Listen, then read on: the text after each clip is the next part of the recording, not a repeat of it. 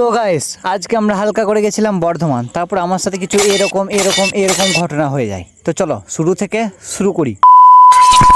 তাই গাইস আজকে হালকা পাতলা করে সকাল সকাল ঘুম থেকে উঠিয়ে কিছু খেতে না দিয়ে হালকা পাতলা করে মা বললো তাড়াতাড়ি রেডি হয়ে যা, বর্ধমান যাবে। তারপর আমার যা কিছু আছে নাইটি, সায়া, ব্লাউজ, শাড়ি, সরি আমি তো সালাবার নাইটি ব্লাউজ পরি না, ও যা কিছু আছে সব জামা কাপড় পরে হালকা করে রেডি হয়ে গেলাম। আর সাথে নিয়ে নিলাম এই ছোট বাচ্চাটাকে আর আমাদের প্রধানমন্ত্রী। তারপর হালকা পাতলা করে চলে গেলাম একটা রেস্টুরেন্টে।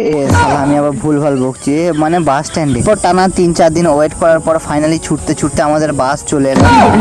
আর গাইস কোনো চিন্তা ভাবনা না করে আমরা বাসে উঠে পড়লাম। আর সত্যি বলতে কি বাসটা একদমই ভিড় ছিল না, হ্যাঁ একদমই ভিড় ছিল না, তাই আমাদের সবাইকে দাঁড়িয়ে দাঁড়িয়ে যেতে হলো। তো গাইস যাই হোক, তারপর নদী নালা সমুদ্র পেরিয়ে আসতে শালা ফুটে গেল। হ্যাঁ গাইস কোনো কারণবশত শালা আমাদের ট্রেনের চাকাটা ফুটে যায়, কিন্তু একটা ফুটলে ঠিক আছে, শালা দুটোই ফুটে গেল।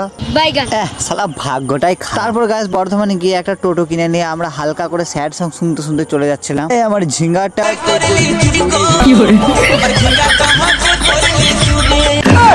গাইস যাই হোক, তারপর হেলতে দুলতে যেতে যেতে দেখছি আমার একটা ফ্যানের সাথে দেখা।